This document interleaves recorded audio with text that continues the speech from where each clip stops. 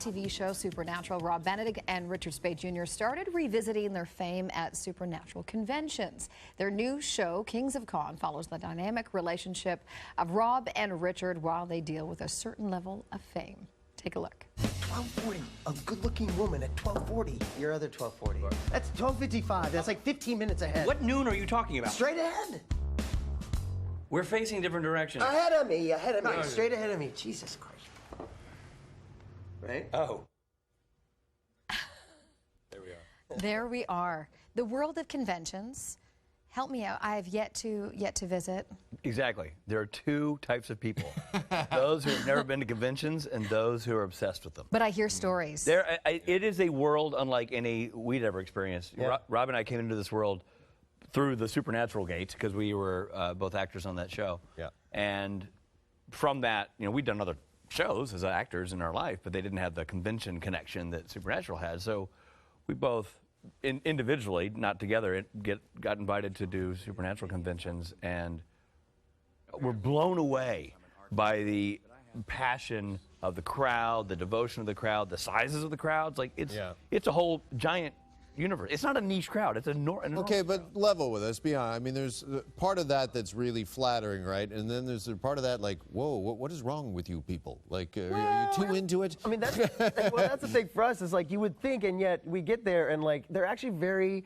I mean, the fans are way more impressive than we are as people. That's the thing. That's a bit of the misnomer. I think there's a sort of a shift in what conventions are versus what they were when, say, you would think about Star Trek conventions in the 70s. I mean, I never went to one, so I can't judge, but the running gag was it was a quirky group. Now you go to these things, and A, it's enormous, and B, you sit with these folks, and like Rob said, you go around and say, "No, what do you do? What do you do? What do you do?"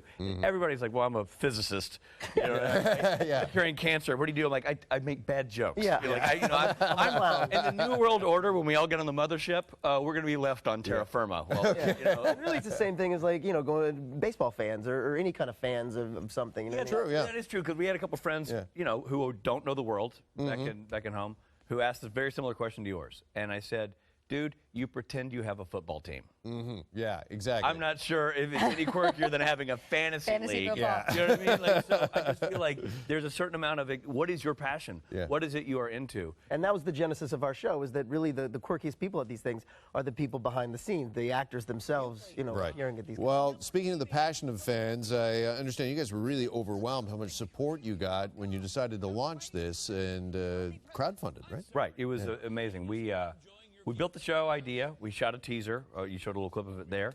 And we were trying to figure out how do we go about doing this where a network executive doesn't kick us off our own show. Yeah. Like, how do we do it in a non-traditional route where Rob and I actually get to be as involved with the show as we want to be. Get to do the show you really want to do. The show we want to do and do it the way we want to do it. I mean, the way we did it is Rob and I wrote it. Rob and I star in it. I directed it. Rob was involved in the creative process. His band does the music. I mean, we're all over this thing.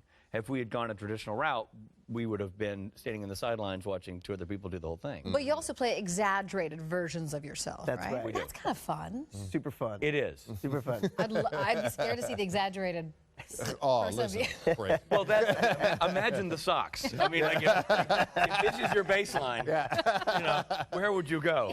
And if this were an actual scene, there'd be flies all over me. Oh, I know. Like a bee suit. The fly episode would be. Yeah. But I heard. Okay, I heard one of you saved.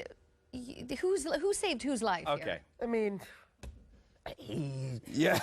Did you save his life? I saved his life. I mean, I don't like to say it until the bill arrives at dinner, but yes, I saved his life. in Toronto 3 years ago, we were at a convention, Supernatural convention, and at the end of the convention, I had a stroke, and it was the random thing, a blood clot, and started talking funny, and that's how it affected my speech, And Rich went out to dinner, and I didn't come to dinner, and he was like, "Rob, Red flag. Yeah. Like, Rob never misses a chance to have a beer with the boys. I mean, seriously, people ask me, like, how did you know that something was wrong? I'm like, man's never said no to a martini in all my days. I mean, he would crawl with a bullet.